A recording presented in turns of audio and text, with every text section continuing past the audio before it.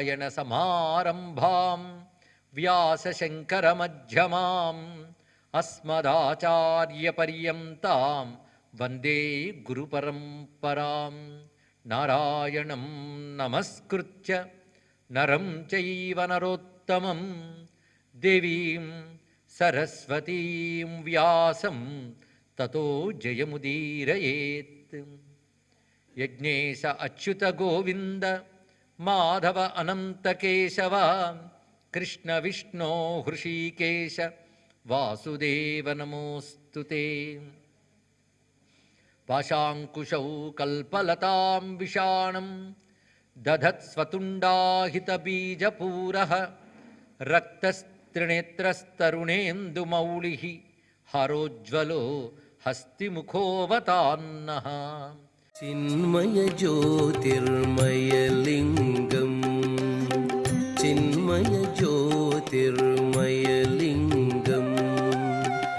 చింతయామి విశ్వేశ్వరలింగం చింతయామి విశ్వేశ్వరలింగం చిన్మయ జ్యోతిర్మయలింగం చింతయామి విశ్వేశ్వరలింగం చిన్మయ జ్యోతిర్మయలింగం చిన్మయ జ్యోతిర్మయలింగం. అహో సద్గురు మాహాత్మ్యం, అహో బ్రహ్మసుఖం మహత్, అహో విజ్ఞాన మాహాత్మ్యం, అహో సజ్జన వైభవ, అహో మోహ వినాశశ్చ, అహో పశ్యామి సత్సుఖం, అహో చిత్తన్న పశ్యామి, అహో సర్వన్న కించన. ఇక నాకు చిత్తమే కనిపించట్లేదు, మోహం పోయింది, అజ్ఞానం పోయింది. సద్గురువు మహిమిది, సద్గురువు మహిమ, ఇదంతా సద్గురువే. అది గ్రహించవలసినది. అంటే గురువు శిష్యుడనే అద్వైతం అది వర్తించదుట.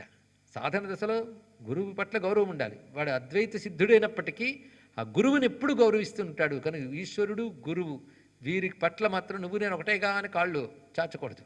శిష్యుడికి మొత్తం గురువు బోధించట, అంతా ఒకటే తెలిసింది కదా అంటే అవును గురువుగారు కాళ్ళు చాచట ఆయన వైపు. ఇదేమిట్రా బాబు నువ్వు నేను ఒకటేగా అన్నట్ట. అదా సిద్ధి అవినయమా. మళ్ళీ వాడు దేహత్వభావంలోనే ఉన్నాడు.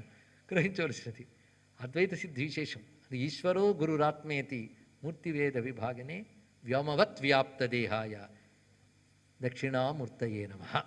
మొత్తానికి భవ్యమైనటువంటి జ్ఞానం విని పరవశించిపోయి నిదాగున్నాయన అని చక్కగా చెప్తూ స్కందుడు జైగీషవ్యాధులకి ఇంతకు మించిన గొప్ప జ్ఞానం ఏముంటుంది అని చెప్పాక ఇంకా మీరేం వినదలుచుకున్నారు, ఇంకేం అడుగుతారండి. కానీ నీ నుంచి వింటూ ఉంటే ఇంకా వినాలనుంది గనక ఇంకేదైనా చెప్పు. మీ నాన్న నువ్వు మీ అమ్మళ్ళలో ఉన్నప్పుడు చెప్పగా విన్నవేవో మాకు చెప్పు అంటే, అయితే ఒక కథ చెప్తున్నాను విను అని కథ మొదలెట్టాడు. పురా మగధదేశీయో బ్రాహ్మణో వేదపారగ ఉచచ్చతనయో వాగ్మి వేదార్థ ప్రవణే ధృత నామ్నా సుదర్శనో విప్రాన్. ఇంతవరకు జ్ఞానం గురించి చెప్పాడు కదా. ఇప్పుడు ఆ జ్ఞానలబ్ధ్యుపాయం అంటే పూర్వాంగ సాధన అని ఉంటుందండి ఇక్కడ. ఈ పూర్వాంగ సాధన లేకుండా హఠాత్తుగా వేదాంతం వింటే కొన్ని ప్రమాదాలు ఉంటాయి, అపార్థమైన అనర్థమైన జరుగుతాయి. అది చాలా ముఖ్యం. ఒకప్పుడు మగధ దేశంలో సమస్త వేదాంగంలో తెలిసినటువంటి ఒక మహాజ్ఞాని ఉండేవాడు. ఆయన వాగ్మి, వేదార్థముల యొక్క సంపూర్ణమైన తత్వం తెలిసినవాడు. ఆయన ఉచత్స్యుడు అనేటువంటి మహాత్ముని యొక్క పుత్రుడు. ఆయన పేరు సుదర్శనుడు. ఇలాంటి ఒకే పాత్రన కథలు ఎన్నో ఉంటుంటే కానీ ఈ పాత్ర ఎందుకు సుదర్శనుడు వృత్తాంతం ఒకటి మనం చెప్పుకున్నాం రుభుగీతకు ముందు. ఆయన వేరు ఈయన వేరు చెప్పుకున్నామని నాకు గుర్తుంది. సరే, ఈ సుదర్శనుడు వేరు ఉచత్స్యతనయుడు. ఆయన వేదాంతపరయా భక్త్యా వేదాంతముపై భక్తి కలిగి వేదాంత విచారణే గొప్పదనే భావం కలిగిన భక్తుడు. ధర్మం లేనిది అది రాదని తెలిసి వర్ణాశ్రమరత సదా తనదైన ధర్మాన్ని పాటిస్తూ మోక్షమిచ్చేది సదా మోక్షకాంక్ష కలిగిన వాడు. విష్ణు పూజాపరహ నారాయణ్ణి పూజించేవాడు, జనార్దన భక్తుడు. అలా బహుకాలం తపస్సు చేస్తే విష్ణువు ఆయనకు ప్రత్యక్షమై నీకు ఉపాయం చెప్తాను రా అని తీసుకువెళ్ళాడు. ఎక్కడికి అంటే ఒక చోటుకు తీసుకెళ్తాను, అక్కడే నీకు జ్ఞానం లభిస్తుంది అంటూ నీకు ఒక విధానం చెప్తాను కూర్చో అని దీక్ష ఉపదేశం ఇచ్చాడు. విష్ణువు ఇచ్చాడు దీక్ష. నేను చేసిందే నువ్వు చేయి, అదిగో భస్మం తీసుకో, నేను మంత్రిస్తున్నాను, నువ్వు ధారణ చేయి అంటూ వేదము చెప్పిన మంత్రాలతో భస్మధారణ చేసి రుద్రాక్ష ధారణ చేయించి ఆ దివ్యక్షేత్రంలో మారేడు చెట్టు మొదట్లో లింగమునకు ఆరాధన చేయించి దీక్షగా రుద్రాధ్యాయ పారాయణం పంచాక్షర జపం ఆయన ఉపదేశించాడు నారాయణుడు. ఇది చాలా కాలం జపం చేస్తూ ఈ క్షేత్రంలో నువ్వు నివసించు, ఈ క్షేత్రం వారణాసి, ఇది కాశీ, ఇక్కడ నువ్వు నివసించు అంటూ ఆ కాశీ విశ్వేశ్వరుని ఆరాధింపజేసి శివునికి ప్రీతికరమైన కొన్ని అంశములు ఉన్నాయి, చెప్తున్నాను విను, అవి విడిచిపెట్టకు. వరుసగా చెప్తున్నాడు చూడండి. ఇక్కడ పరమేశ్వరుని అనుగ్రహం వల్లనే జ్ఞానం లభిస్తుంది, అందుకే అనుగ్రహ లబ్ధికి నేను నీకు ఉపాయం చెప్తున్నాను అన్నాడు విష్ణువు. ఇది తెలుసుకోవాల్సింది. సరిగ్గా మనకు భాగవతంలో ప్రాచేతస్సులు అంటూ 10 మంది వాళ్ళు జ్ఞానార్థులై వెళితే రుద్రుడు వాళ్ళకి విష్ణుతత్వాన్ని బోధించి విష్ణుపరమైన మార్గాన్ని చెప్తాడు.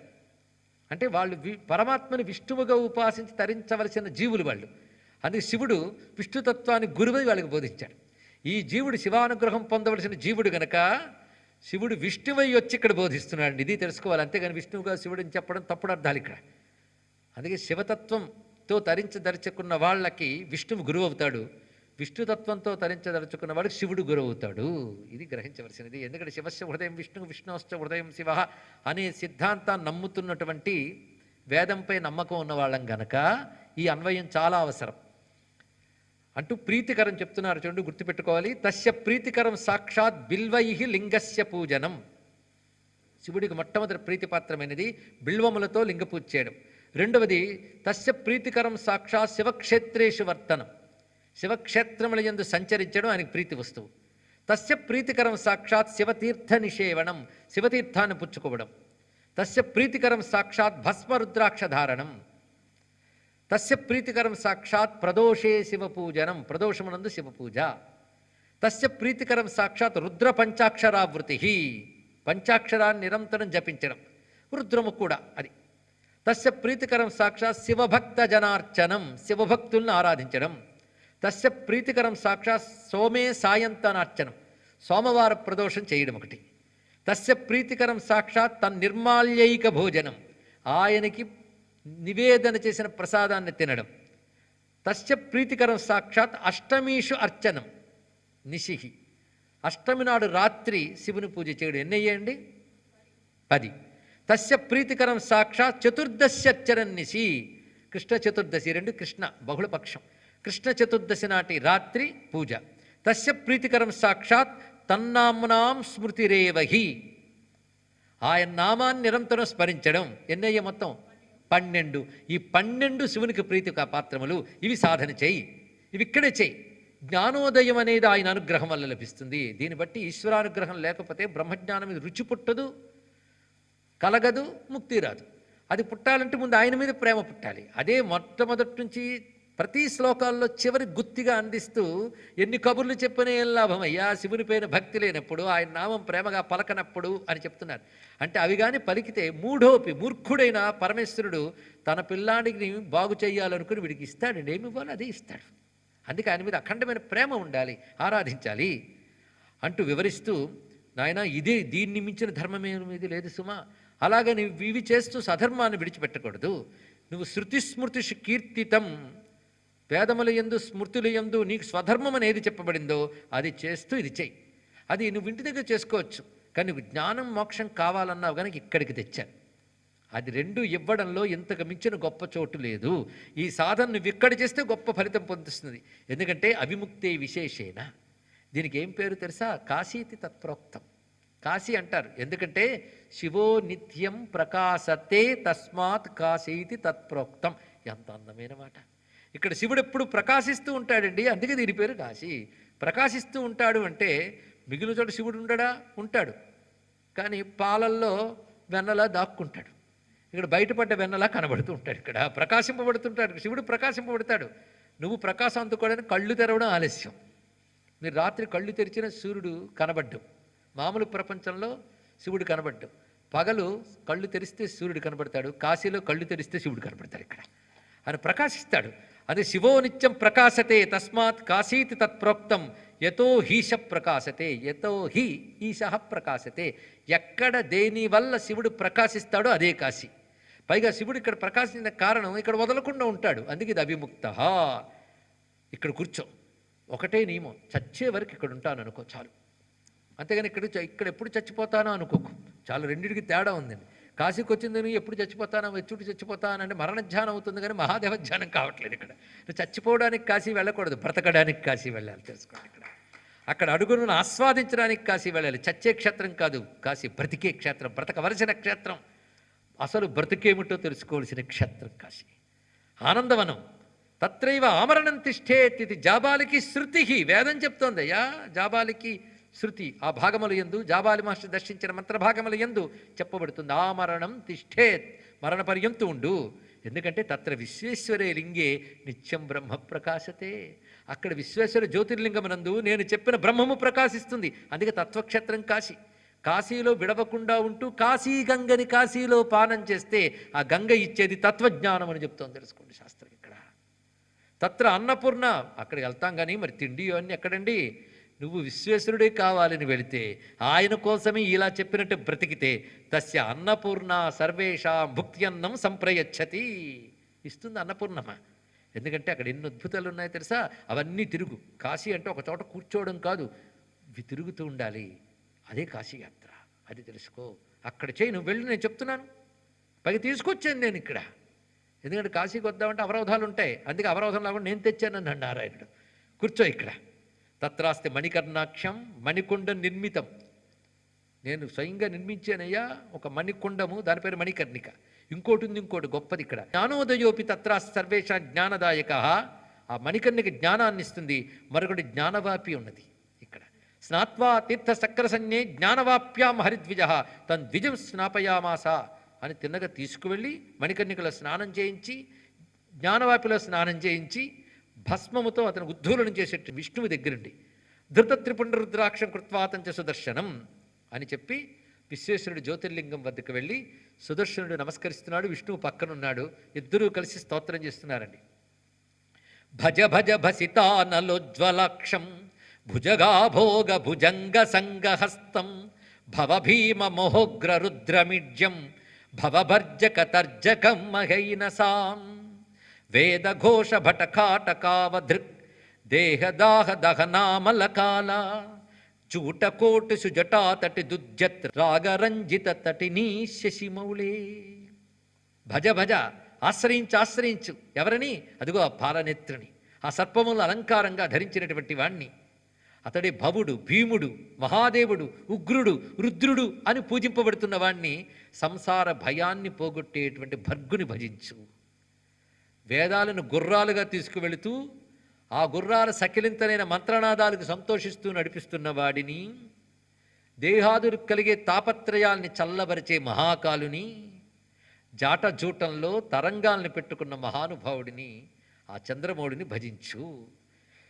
శంబరాంకవరభూష పాహి మాం అంబరాంతరచరస్ఫుటవాహ వారిజాద్య ఘనఘోష శంకరా త్రాహి వారిజ భవేడ్య మహేష అంటూ పరమేశ్వరుని స్తుతిస్తూ పురహర పాహి దయా కటాక్ష సారై, నీ దయామయమైన కటాక్షములతో మమ్మల్ని రక్షించవయ్యా అంటూ సుదర్శనుడు ప్రార్థిస్తూ ఆ క్షేత్రంలో విష్ణువిచ్చిన దీక్షను స్వీకరించు నివసించాడు. విష్ణువు చెప్పిన ప్రకారం అక్కడ ఉన్నాడు. విష్ణువు అంతర్ధానమయ్యాడు. ఇంకక్కడి నుంచి ఆయన ఎలా తిరిగాడు చూడండి. ప్రదక్షిణం చకారాసౌ లింగాన్యభ్యర్చయం స్థదా. కాశీలో కనబడుతున్న శివలింగాన్ని గంధపుష్ప ధూపాక్షతలతో అర్చిస్తూ, శతరుద్రీయం జపం చేసుకుంటూ, పంచాక్షరి జపం చేస్తూ, మణికర్ణికా తీర్థాల్లో స్నానం చేస్తూ ఆయా శివలింగములకు ప్రదక్షిణం చకారాసౌ లింగాన్యభ్యర్చయం స్థదా. విశ్వేశ్వర, విశ్వేశ్వరుని, అవిముక్తేశ్వరుని పేర్లు చూడండి. అన్ని శివలింగాల పేర్లు చెప్తున్నాడు. వింటే చాలు ధన్యమవుతాం. మనం సుదర్శనుడితో పాటు తిరిగేస్తున్నాం అనుకుందాం.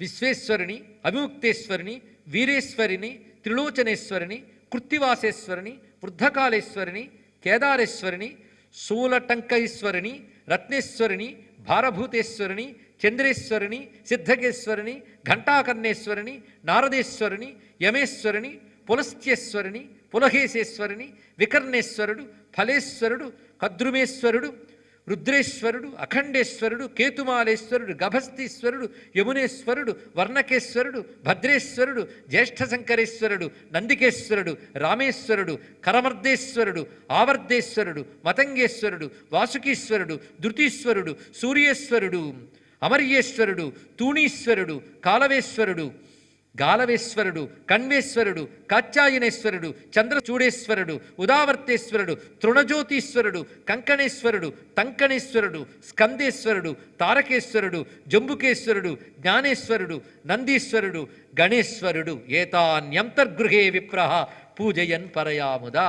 వీళ్ళందరూ అంతర్గృహంలో ఉంటారు. అంతర్గృహం అంటే విశ్వనాథుణ్ణి ప్రధానంగా తీసుకొని ఆ చుట్టుపట్ల ఉండేది ఆయన అంతర్గృహం అంటే అంతఃపురం లాంటిది. అక్కడ ఉన్న వాళ్ళ పేర్లండి. ఇందులో కొన్ని ఇప్పుడు ఆ పేర్లతో అలాగే ఉన్నాయి. వీళ్ళు కాక ఇంకెవరెవరిని చూశాడు. డుంఢ్యాది గణపాంశ్చైవ, డుంఢి గణపతి మొదలైన 56 గణపతుల్ని సేవించుకున్నాడు. భైరవంచాపి, కాలభైరవి నిత్యసహ, ప్రతిరోజు. అన్నపూర్ణాం అన్నదాత్రీం సాక్షాల్ లోకైకమాతరం, సర్వలోకాలకి తల్లి అయిన అన్నపూర్ణమని. దండపాణిం క్షత్రపాలం, క్షత్రపాలకుడైన దండపాణిని. తీర్థాన్యన్యాన్యపు ముని మణికర్ణ్యాది జ్ఞానోదకం, సిద్ధకూపం, వృద్ధకూపం, పిశాచతీర్థం, రుణమోచన తీర్థం, గర్గతీర్థం మొదలైన తీర్థాల్లో శాస్త్రము చెప్పిన ప్రకారంగా ఆయా కాలముల యందు స్నానం చేస్తూ స్నాత్వా సవినయం విప్రో. వాటితో పాటు పంచనదే హ్రదా, పంచనద తీర్థం, పంచగంగా ఘాట్ అంటాం. అక్కడ గంగ ఉంటుంది, యమున ఉంటుంది, కిరణదూత, ధూతపాప, ధర్మ అని మరో చిన్న నదులు వచ్చి కలుస్తాయండి. మనకు సరిగ్గా పైన బిందుమాధవుడి దగ్గర నుంచి పంచగంగ ఘాట్కు వచ్చి చిన్న ధారల్లో వస్తాయి. 5 కలిసిన చోటు. అలాంటి పంచగంగలో స్నానం చేశాడు. ఇక ఆ గంగానదిలో అనేక ఘట్టాల్లో స్నానం చేస్తూ ముక్తి మంటపమాస్థాయ, ముక్తి మంటపం వద్దకు వచ్చి స జపన్ శతరుద్రియం అష్టోత్తర సహస్రం వే జపన్ పంచాక్షరం ద్విజ పక్షే పక్షే తథా కుర్వన్ పంచక్రోశ ప్రదక్షిణం. పక్షానికి ఒకసారి పంచక్రోశ ప్రదక్షిణ చేసేవాడు. ఇలా చేయాలండి. అందుకే బద్ధకిష్టిక్ కాశీయాత్ర కాదు, సంచరించాలి, భక్తితో సంచరించాలి. పక్షే పక్షే తథా కుర్వన్ పంచక్రోశ ప్రదక్షిణం. అంతర్గృహాత్ బహిర్దేశే చకార అవసధంతద. అంతర్గృహంలో నివాసం కూడదుట. అంతర్గృహం విడిచిపెట్టి బయట ప్రాకారాలు ఉంటాయి. మొత్తం పంచక్రోశాలు అంతర్గృహం కొంత భాగం. అది కాకుండా బయట నివసించేవాడు అతను. దర్శనాలు చేసుకుంటూ సేవ చేస్తూ అక్కడ ఉండేవాడు. పైగా విష్ణువు సంతోషించి నీకు ఒక మంత్రం ఉపదేశిస్తాను, ఇది చెయ్యన్నాడు. ఇలా చాలా కాలం చేసిన తర్వాత వచ్చి నీకు ఒక దివ్యమైనటువంటిది ఉపదేశిస్తున్నాను. ఇది సాక్షాత్తు శివుడు స్కందునికి ఉపదేశించినది. ఇది సంవత్సర కాలం చెయ్యు అంటే ఏది కొంతకాలం ఈ విధంగా కాశీలో అతడు ఉంటూ నియమబద్ధంగా జీవించిన తర్వాత ఒక అద్భుతమైన మంత్రరాశిని ఉపదేశించాడు. అదేమిటి చూద్దాం. ఆ మంత్రరాశిని ఉపదేశించి ఇది నియమాలతో నువ్వు పాటిస్తూ ఇక్కడుండు అన్నాడు. అలా సంవత్సర కాలం అయిందండి. సంవత్సర కాలం అవగానే ఆ సంవత్సర కాలం వాటితో ఆ నామములతో శివుణ్ణి పూజించేవాడు ప్రతిరోజు. అది స్కందునికి శివుడు ఉపదేశించిన శివసహస్రనామ స్తోత్రం. అదొక ప్రత్యేకం. దాని ప్రత్యేకత వేరుంది. అది కాశీక్షేత్రంలో స్వామిని అర్చిస్తూ చేస్తే దాని ఇంకా పుణ్య విశేషం. సంవత్సర కాలం చేసేట్టు ఈయన ఎంత దివ్యంగా చేశాడు. ధన్యస్త్వం లింగేప్యనుదన గలిత స్వాంతరంగాఘ సంగ పుంసాం వర్యాద్య భక్త్యా యమనియమవరైర్విశ్వవంద్యం ప్రభాతే. ఆనందపరసుడైన ధన్యుణ్ణయ్యానని యమనియమపరుడై, సాధన అలా ఉండాలండి. యమనియమాలతో కూడుకున్నవాడై నియమబద్ధమైన జీవితం, పవిత్రమైన జీవన విధానం, నిర్మలమైన అంతఃకరణ, సత్యము, అహింస, శాంతము మొదలైన స్వభావాలు కలుగుతూ పరమేశ్వరుని ఆ ప్రాతకాలంలో బిల్వదళాలతో పూజిస్తూ మురిసిపోతున్నట్టు మహానుభావుడు సుదర్శనుడు. ఈ ఆనందంగా ఆ స్థితికి ఎలా వెళ్ళిపోయంటే అడవిలో ఉన్న, రాజ్యంలో ఉన్న ఏముందయ్యా, నిరంతరం నియమంగా లింగార్చన చేసిన వాడిదే జీవితం. వాడు ఎక్కడున్నా పర్వాలేదు. అది జీవితం అంటే అది గొప్పది. వనేవా రాజ్యేవాప్యవగతి అగపతి సుతానాయక మహో స్ఫురుల్లింగార్చాయాం నియమమత భావేన మనస హరం భక్త్యా సాధ్యత్రిభువన తృణాడంబరవర ప్రౌఢైర్భాగ్యైర్వా నహి ఖలు సజజ్జేత భువనే. ఎవడైతే నిత్యం శివలింగార్చన చేస్తుంటాడో వాడికి కలిగే ఆనందం ముందు ముల్లోకాలైశ్వర్యం కూడా గడ్డి పరకెపోన్నాడు. నిత్య శివలింగార్చన యొక్క ప్రభావం ఎక్కడ చేసినా గొప్పదే. ఆ శివలింగార్చన ముందు దానాలు కానీ, యోగాలు కానీ, వరుస పెట్టి పుంఖానుపుంఖములైన వర్ణాశ్రమ ధర్మాచారాలు కానీ సరిపోవు సుమా. అంటే నిజానికి అన్ని ధర్మాలు పాటించి తరించే అవకాశం యుగంలో లేదు, ఆ శక్తులు లేవు, ఆ వివేకాలు లేవు. కానీ నిత్య శివార్చన చేస్తే అవన్నీ పాటించిన ఫలితం వస్తుంది. అదే నదానైర్యోగైర్వా విధి విహిత వర్ణాశ్రమ భరై అపారైర్వేదాంత ప్రతివచన వాక్యానుసరణై. ఒట్టి వేదాంతాలు వల్లిస్తే లాభం లేదు, అన్ని ధర్మాలు పాటించినా లాభం లేదు. కానీ స్వాంతంలో శివుని చింతన చేస్తూ శివారాధన చేయగలిగిన వాడు ముక్తిని తప్పకుండా పొందుతాడు. అది కాశీక్షేత్రంలో ఇంక కబుర్లు కట్టిపెట్టి పరమేశ్వరుల శరణాగతితో ప్రేమగా ఆరాధించుకుంటూ కూర్చున్నాడు ఆయన. ఆయన అనుకుంటున్న మాటలవి. నదానైర్యోగైర్వా విధి విహిత వర్ణాశ్రమ భరై అపారై వేదాంత ప్రతివచన వాక్యానుసరణై నమన్యేహం స్వాంతే భవభజన భావేన మనస ముహుర్లింగం శాంగం భజతి పరమానంద కుహరః. ఆ శివుని లింగారాధన చేసి ఆనందంగా ధ్యానిస్తూ ఉంటే పొందే ఆనందం వేదాంత వాక్య విచారాల వల్ల కానీ దాన యోగాదుల వల్ల కానీ రాదు. ఏమనుకుంటున్నావు శివుడంటే? మృత్యుభీతుడై ఆశ్రయించిన మార్కండేయుని అనుగ్రహించే భయం నుంచి కాపాడిన దయాళువై ఆయన. మార్కండేయ సుతం పురాంతక భయాత్ యో రక్షదీశో హరః త్వత్పాదాంబుజ రాగరంజితమనాన్ ఆప్నోతి కిం వా ఫలం. అలాంటి శివుని యొక్క పాదపద్మాల ధూళి అంటిన మనస్సు ఎవడుకుంటుందో వాడికి ఏ ఫలం లభించదు చెప్పు? అంటే సర్వము లభిస్తుంది. తం మృత్యుంజయ మంజసా ప్రణమతాం. అలాంటి మృత్యుంజయుడిని నిరంతరం స్తుతిస్తుంటాం. దేనికి అంటే జని జరా రోగైర్ విముక్తిని లభేత్. జనన మరణ రూపమైన సంసారం నుంచి మోక్షం కోసమే. సుదర్శనుడు కోరుకున్నది అదే. మోక్షంకి ఏ జ్ఞానం కావాలో అది ఇవ్వు అంటే ఆయన తీసుకొచ్చి గజలు పెట్టేశాడు. ఈయన పెట్టి చెప్తున్నాడు. చివరికి ఈ కథ చెప్పడంలో ఉద్దేశం ఏంటంటే ఇది నువ్వు పాటిస్తూ విచారణ చేసుకో, జ్ఞానం తెలుసుకొని చెప్పడం ప్రధానమైన ఉద్దేశం.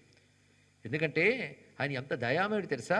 ఒకప్పుడు ఒక బోయివాడు ధావన్ భల్లూక పృష్ఠే ఒక ఎలుగుబంటిని వేటాడుతూ వెళుతుంటే వాడి వెనకాల ఒక పులి తరిమింది. వాడి వెనకాల చూసారు, వీడు ఒకటి వేటాడని వెళ్తే వీడిని ఇంకోటి వేటాడుతాం.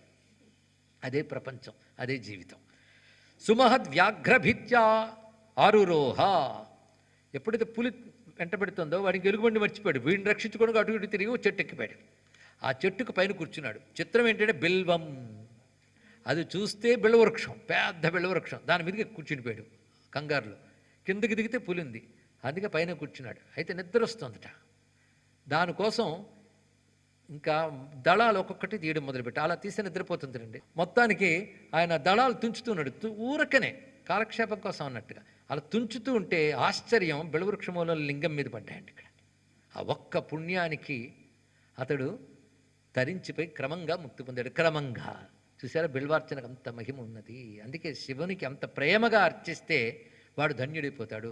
ఒకవేళ వాడు వేదాంతాది వాక్య విచారములు తెలుసుకోలేకపోయినా ఆ దయామయుడైన శివుడు వాడు నక్కును చేర్చుకుని సారూప్యం ఇచ్చి ముక్తినిస్తాడయ్యా. అందుకే శివారాధన అంత గొప్పది సుమా. అసలు ఒక్కొక్క మాసం బిల్వార్చనకు ఒక్కొక్క ఫలం ఉంది సుమా. చైత్రంలో చేస్తే ఏం ఫలం, వైశాఖంలో చేస్తే ఏం ఫలం, జ్యేష్ఠంలో చేస్తే ఏం ఫలం అని బిల్వార్చన యొక్క వైభవాన్ని విష్ణువు సుదర్శనుడికి చెప్తాడు కాశీలో. అవి పాటిస్తూ ఆయన ఆనందంగా కాశీలో ఉన్నాడు. అదేవిధంగా అద్భుతమైన విద్యనిచ్చాడు విష్ణువు. అది సంవత్సరం పాటు అభ్యాసం చేశాడు ఆయన. ఏమిటా విద్య, ఆయన ఎలా సిద్ధి పొందాడు, ఏమిటా బిల్వ మాహాత్యం, ఏమిటా మాస బిల్వ పూజ అని జైగీషవుడు అడిగితే చెప్తాను నాయనా తర్వాత అంశంలో.